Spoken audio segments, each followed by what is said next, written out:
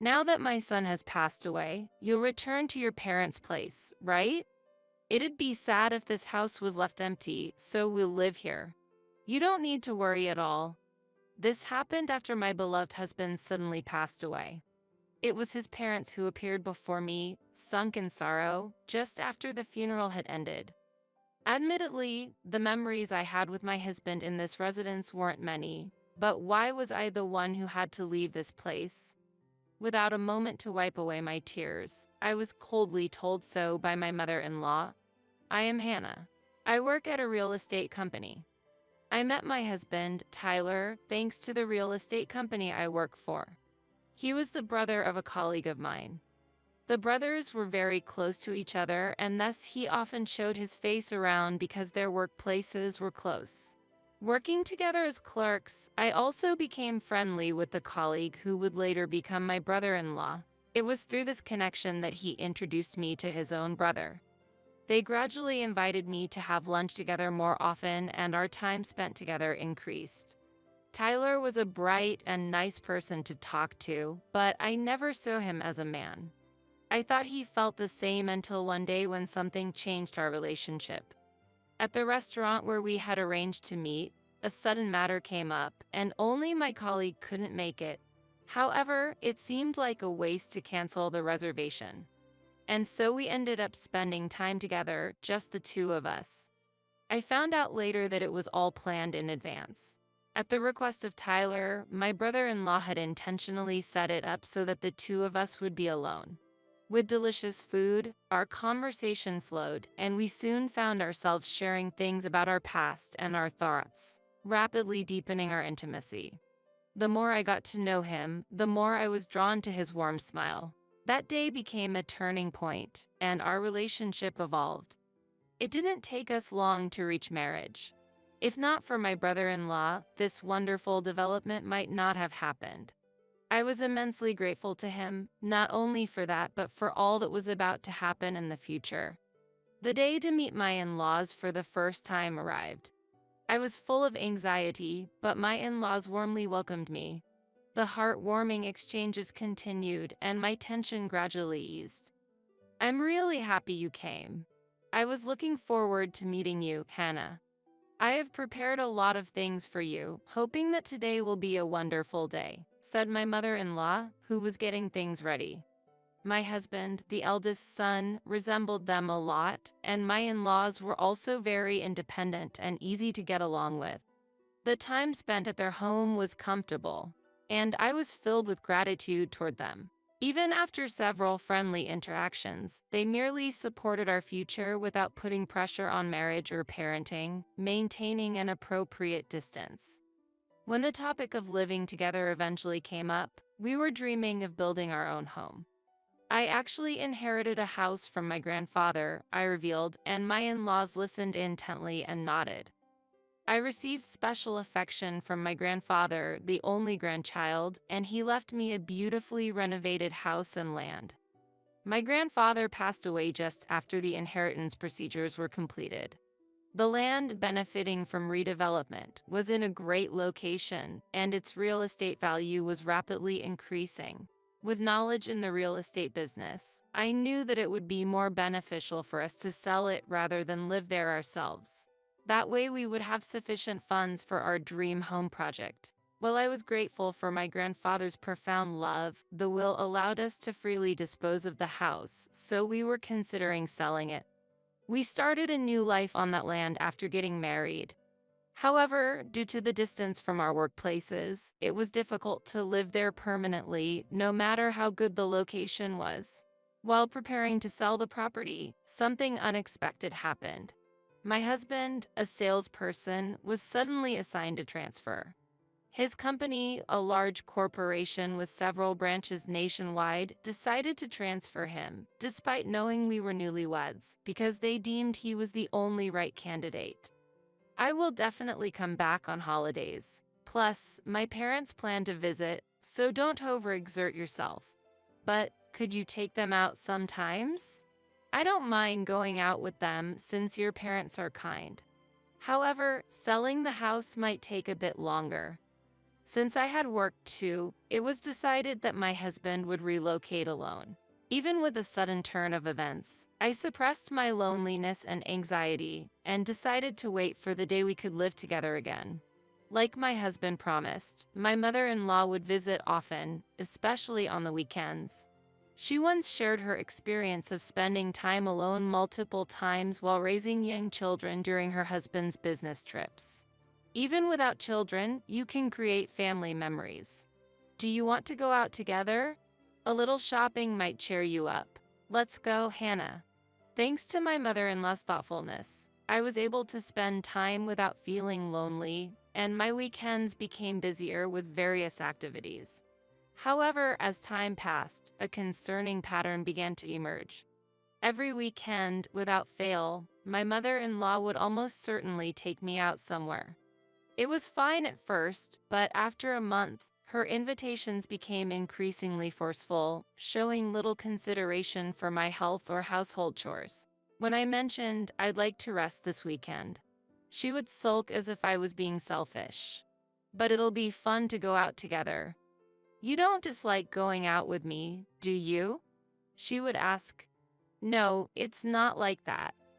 It's just that since we've been going out every week, I thought you might need some rest too, I would respond.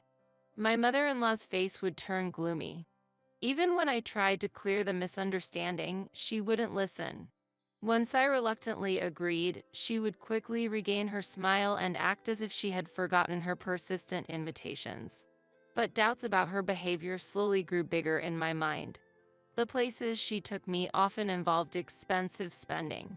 Brand name shopping followed by expensive meals, and the payment was always passed on to me. My mother-in-law would often leave the store before me, making it my responsibility to settle the bill. There were no thanks or reimbursements afterward. Indeed, I owned a house and had a stable salary, so I was financially comfortable. However, my husband and I had always lived frugally, so I felt uneasy about my mother-in-law's lavish spending. On occasions when my father-in-law joined, my expenses would increase even further. I felt the need to address this situation, but found it difficult to discuss with my husband. He had promised he would definitely return home, but that promise was challenging to fulfill due to his busy schedule at the new location. Are you okay with going out with Mom every week? Any concerns? My husband would ask over video calls, visibly tired from work. Hesitant to bring up my issues with my mother-in-law, I would pretend to be fine. Your mom is really kind to me. Take care of yourself, Tyler. I'm fine, so don't worry, I would reassure him. Yet, I lacked the courage to refuse the financial demands from my in-laws. Their behavior became excessive, and when I mentioned I couldn't go out one day, they made a surprising suggestion. Then, could you lend us a bit of money? Am I supposed to provide the money? Just a little is fine. We've already made a reservation at a restaurant. We'll invite another friend, but we're short on cash and need your help. To avoid conflict, I decided to lend them the money. I took out the money and gave it to them, but I never mentioned their request in front of my husband. Maybe you should talk to Tyler about it? I suggested casually to my mother-in-law, only to be shocked by her response. It would be embarrassing to talk to Tyler about such things. They felt ashamed to ask their eldest son but had no qualms about asking me. Resigned, I accepted my mother-in-law's demands, and financially supporting them became seemingly normal. The money I gave them as an allowance at least stopped her from forcing me to go out. I understood the issue was escalating but struggled with ineffective conversations and personal exhaustion. My mother-in-law's behavior became increasingly incomprehensible and bizarre. She would show up unannounced, inspecting my home as if it were her own, causing me to fear my privacy was being invaded. Was this something left by your grandfather, Hannah? This furniture is lovely. It's amazing to have such quality items. Some furniture included antiques my grandfather cherished. My mother-in-law was fascinated by them, often admiring and treating them as if they were her own during her visits. This place was a shared space between my husband and me. I finally decided to discuss my mother-in-law's actions with my husband. While uncertain how he would react, I hoped for advice on handling her behavior. Her actions were unpleasant, and even if she was family, invading our private life was unacceptable. Nevertheless, a faint hope blossomed in my heart when the date of my husband Tyler's return from his solo assignment was determined. The financial demands from my in-laws would end if I just endured it for a little bit more. I was eagerly awaiting the reunion with my husband, but the situation took an unforeseen turn. Tyler suddenly what? My mind froze. The news came from a colleague at his assignment location, and I rushed to the hospital immediately. We don't know if it was due to overwork or an unexpected heart issue, but Tyler had collapsed.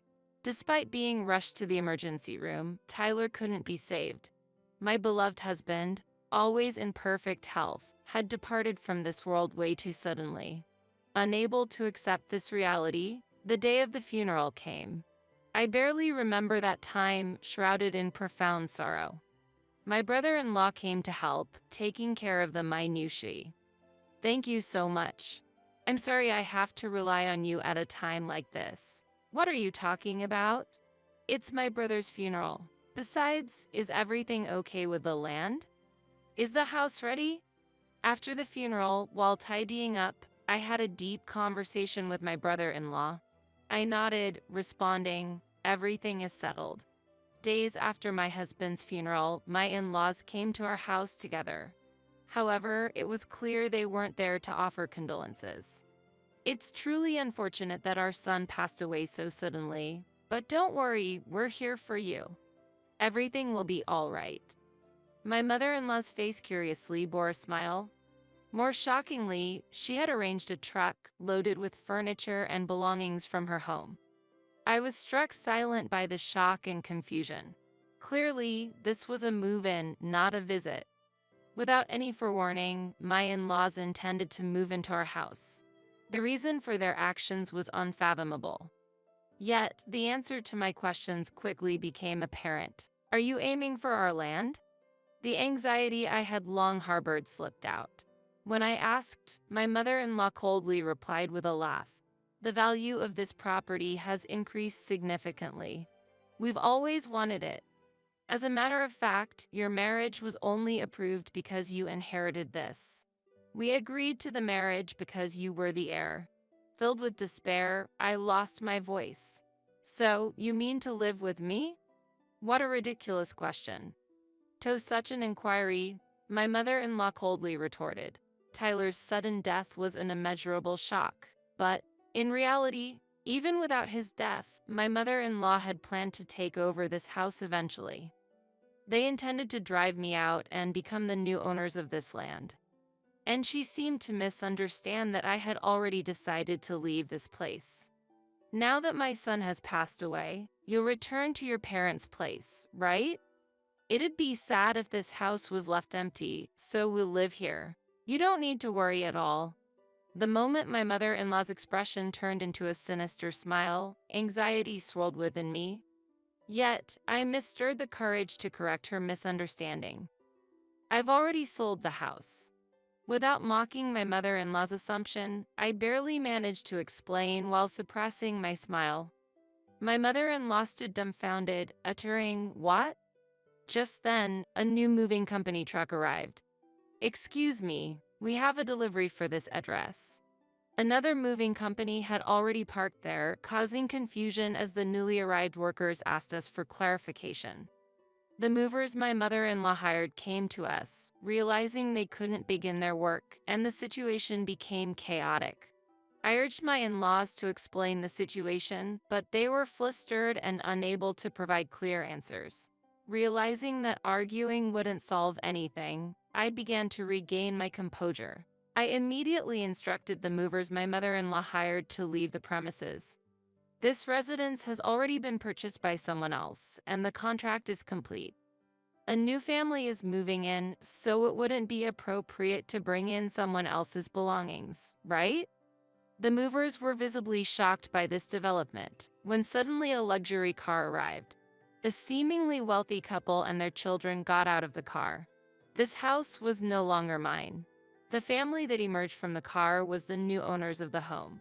My in-laws were bewildered by the situation, struggling to grasp what was happening. "Please move the truck. We need to start unloading for the new residents." After the truck my mother-in-law called was moved, the other movers began their work swiftly, starting to bring in the new furniture that had been purchased. My in-laws, unable to accept this change, started to obstinately block the entrance. The new homeowners, keeping their family safe inside the car, approached me to clarify the situation. "Who are these people? This is the house we bought. Please have the truck removed immediately." Surprised by my in-laws' unexpected visit, I apologized and tried to calm the situation down. However, my in-laws were adamant, forcefully trying to enter the house. The interior of the house had completely changed from what they remembered. All the furniture we used was gone. My mother-in-law was shocked by the scene, becoming agitated and causing a commotion. "What is the meaning of this? The house is empty. Even the antique furniture and lights that I cherished are all gone. Explain this." She was furious, unable to comprehend the current situation. The silence was suddenly broken by the new owner's angry shout, "I'll call the police." That outcry acted like a start signal, prompting my father-in-law to hurriedly pull my mother-in-law away and leave the scene quickly. After a short while, my mother-in-law, who had been agitated by the events, gradually regained her composure. Meanwhile, I expressed my apologies to the new residents, feeling a strong sense of responsibility. To ensure such troubles wouldn't recur in the future, I had the new residents record detailed information about my in-laws, including their contact details and names, managing to defuse the situation. At that moment, I felt a profound sense of exhaustion throughout my body, but it wasn't over yet. I went to my in-laws to explain calmly that our move had already been completed just before my husband had passed away. "We planned to sell this house from the beginning, along with the land, so everything is proceeding as scheduled," I told them. This plan had been on hold temporarily due to my husband's transfer, but ultimately everything progressed smoothly. Behind the smooth transition was a crucial factor. My brother-in-law, struggling with the never-ending financial demands from my in-laws and not wanting to burden my husband with worries, my brother-in-law was a savior to me. He had long been troubled by the poor relationship with his parents and had told me to consult him anytime if I had any issues. With that information, my brother-in-law actively intervened in our problems. Following his advice, I concluded that selling the land early was the best strategy to avoid losing the property to my in-laws, even though it was a valuable inheritance from my grandfather. Determined to maintain the peaceful relationship built between my husband and in-laws, I promised my brother-in-law to keep it a secret, ensuring peace within the family. With great courage, I opened up and shared all the events with him. Upon hearing this, my brother-in-law's expression turned to anger, showing his strong resentment towards his parents. My brother-in-law, who worked at the same place as me, was aware of the schemes his parents had been plotting and disclosed the truth to me. He passionately explained that Tyler, his brother, was the most important family member to him in the world, and as Tyler's wife, I was also an invaluable part of his family. My parents are either planning to live in that house themselves or waiting for a convenient opportunity to evict you and Tyler and eventually take over the property, he told me with a serious tone to his voice. According to my brother-in-law, my in-laws were extravagant, lacked common sense, were overly concerned with appearances, and wouldn't hesitate to use any means to achieve their goals. Regarding my mother-in-law, she was notably self-centered, lacking in compassion, and her behavior often disregarded others. While she always acted politely in public, her true nature was selfish, and she couldn't be described as genuinely kind. Learning about the true sides and everyday behavior of my in-laws from my brother-in-law was incredibly shocking for me. They always put on a good front in front of Tyler, the family's eldest son, so my husband was completely unaware of their characteristics or plans. My brother-in-law strongly advised that we quickly put the house on the market and sell it to prevent losing it due to my in-law's scheme. Convinced by his persuasion, we recognized the importance of selling the house and decided to proceed with the sale promptly, even if it meant parting with a valuable property inherited from my beloved grandfather, if it became a barrier for our relationship as a couple. It was a decision made prioritizing family harmony. I strongly wish to avoid leaving a source of discord for the future, especially due to the property's value. This decision was by no means an arbitrary one. My husband and I had discussed this matter extensively while he was still alive, and he fully agreed with it. He understood my predicament of not being able to consult anyone, and upon learning about his parents' actions, he firmly stated that he could never condone their behavior. He told me, "I'm sorry for not realizing this. Hannah, if you're okay with it, let's sell the house before my parents can do anything. I'm really sorry to let go of the precious house inherited from your grandfather.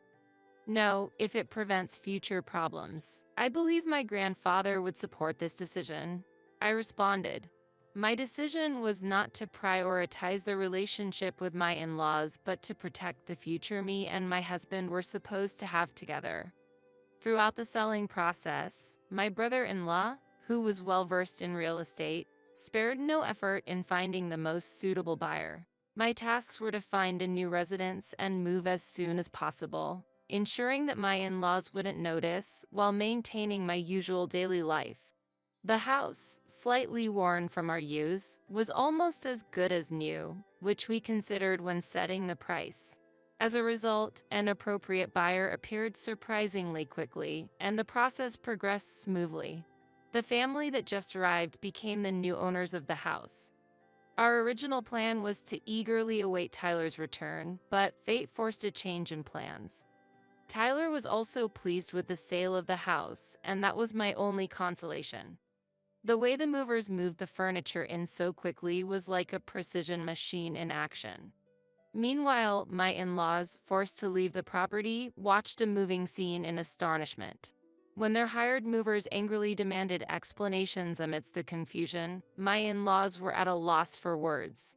For the movers, it was an incomprehensible situation of overlapping moving tasks, declaring it a contractual violation and confronting my in-laws, who failed to provide a proper explanation. Eventually, the furniture was returned to the original place, but the unexpected situation incurred additional charges. Seemingly grasping the situation, my mother-in-law approached me, pleading in a trembling voice, "Considering the home was my eldest son's wife's inheritance, it should also belong to us. No. This situation is absurd."